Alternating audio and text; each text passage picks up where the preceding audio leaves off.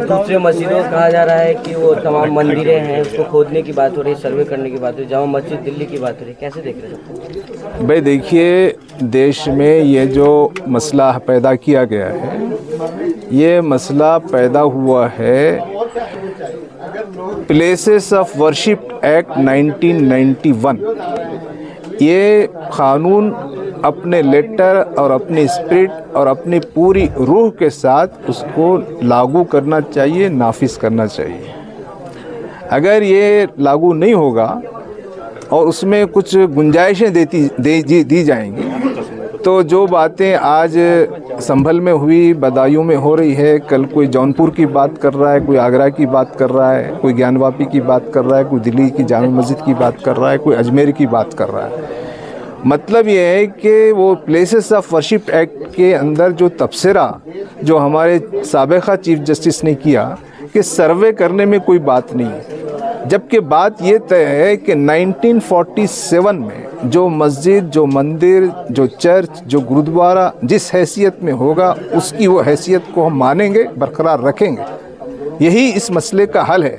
अगर चोर दरवाजे से कुछ वो खोदने करने की स्कीम लाई जाएगी तो वो सिर्फ वो मस्जिद के नीचे खोद के दरियाफ्त नहीं की जा रहा है, बल्कि देश के मुस्तकबिल को खोदा जा रहा है, देश की कौमी एकजहती को खोदा जा रहा है, देश की फ़िरक़ावाराना हम-आहंगी को खोदा जा रहा है, और यहाँ जो कुछ भारत की जो सभ्यता है उसको ख़त्म किया जा रहा है। ये देश दुश्मनी है और ये देश के साथ नाइंसाफ़ी है, ये जुल्म है।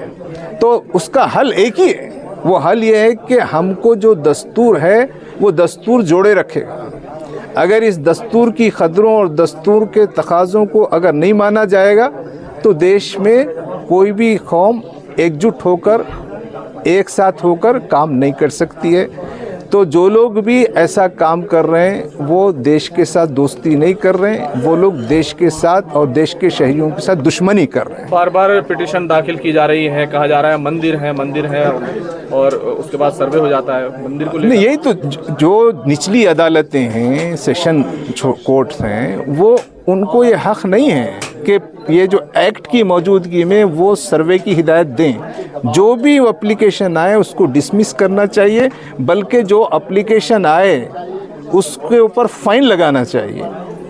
बल्कि वो इस बात पर भी फ़ाइन लगाना चाहिए कि वो देश की अदालतों का वक्त ज़ाय कर रहे हैं और हज़ारों मुकदमात है जिस पे फ़ैसला करना है। तो ये जो कुछ रास्ता उन्हें बताया गया है उनको पॉलिटिकल पैटर्नेज मिल रहा है। इस पॉलिटिकल पैटर्नेज में वो काम कर रहे हैं ताकि देश में जो फ़िरक़ावाराना हम-आहंगी है उसको तोड़ा जाए। मंदिर होने के जो दावे हैं उनको लेकर क्या कहेंगे आप? भाई देखिए, बात तय हो गई है। भाई तारीख़ में यहाँ जो राजा, महाराजा, सुल्तान, बादशाह लोग रहे हैं, उनके सब कारनामे उनके दौर के हैं। अब हमारा मुल्क जो जन्म लिया है वो 1947 से है। 1947 में रहने की वजह से ये बात माना जाएगा कि 1947 में जो मस्जिद थी वो मस्जिद है, जो चर्च था वो चर्च है, जो दरगाह थी वो दरगाह है, जो गुरुद्वारा था वो गुरुद्वारा। 47 से पहले क्या था ये तहकीक करना खुद मसले को पेचीदा बनाना है। सर, सीएम योगी आदित्यनाथ ने कहा है कि संभल की घटना और बांग्लादेश की घटना के अंदर जितने भी लोग शामिल थे दोनों का डीएनए सेम है, एक ही। असल में उन्हें डीएनए का क्या पता है, बाबू हैं वो। उन्हें नॉन साइंटिफिक एटीट्यूड और नॉन साइंटिफिक बातें करना।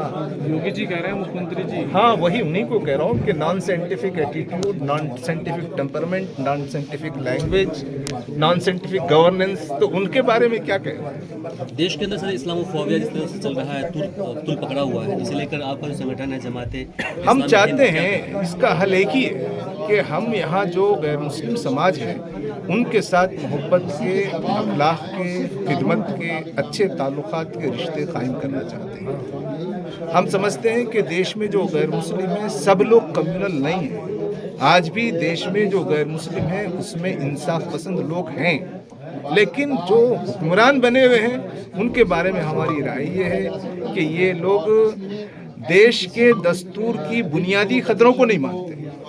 लेकिन हिंदू पक्ष के लोग सर कह रहे हैं कि 5000 से ज्यादा मंदिरें हैं, दे देना चाहिए, झगड़ा ही खत्म हो जाएगा। कौन हम ये देश अब किसका है, यानी कौन देगा, किसको देगा? 47 से ये देश एक जमहूरियत का देश है। अब कोई बादशाहत नहीं है या कोई राजा महाराजा का दौर नहीं है। जो राजा महाराजा का, बादशाहों का दौर था वो खत्म हो गया। अब राजा महाराजा के, बादशाहों के दौर की बातें, वो दौर पढ़ने के लिए है, सबक हासिल करने के लिए।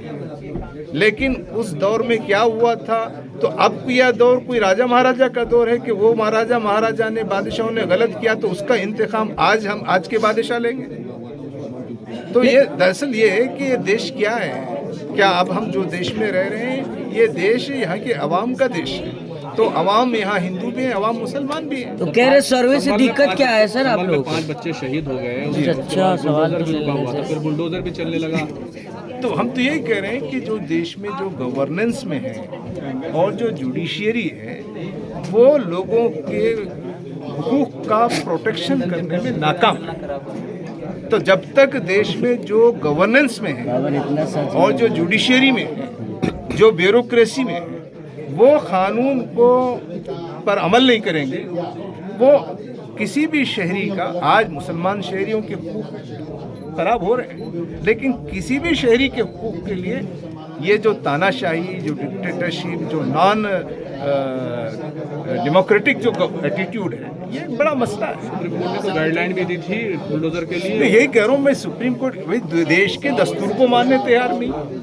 तो आज की देश की जो सबसे बड़ी मुसीबत है कि जो हमारी सेंट्रल गवर्नमेंट है और उनकी हमनवा जो स्टेट गवर्नमेंट्स हैं, वो देश के दस्तूर की जो कॉन्स्टिट्यूशनल वैल्यूज है उस पर ईमान नहीं रखती, उसको सही नहीं मानती। ये मसला है सर। वो कह रहे हैं कि सर्वे से आप लोगों को क्या दिक्कत है सर? ये सर्वे का मसला नहीं है। सर्वे का मसला ये है कि प्लेसेस ऑफ वर्शिप एक्ट 1991 के रहने के बाद किसी सर्वे की कोई जरूरत नहीं है। लेकिन सर सुप्रीम कोर्ट के जज तो कह चुके हैं ना, पूर्व सीजीआई के वर्शिप एक्ट, उनका इंडिविजुअल कमेंट है, सुप्रीम कोर्ट का कोई जजमेंट नहीं है। पूछिए भाई। इस देश में क्या हिंदू की जानने का भी अधिकार नहीं है कि हमारी मंदिरें कहाँ थी? इस प्रकार से पूर्व सीजीआई ने आदेश किया था। वो जानने का जो सरकार बनाने का तो है, जो यानी जमीन कम है देश में।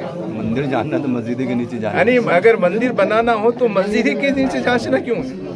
इसका मतलब ये है कि आप मस्जिद के खिलाफ और मस्जिद को तोड़ना चाहते हैं, मंदिर बनाने से ज्यादा दिलचस्पी नहीं है। उसने कहा कि सर कानून कहता है कि हम पता कर सकते हैं, हम तोड़ने के विरोध में। वो गलत ताबीर है, वो जो है उनका इंडिविजुअल थिंकिंग है, गलत ताबीर है।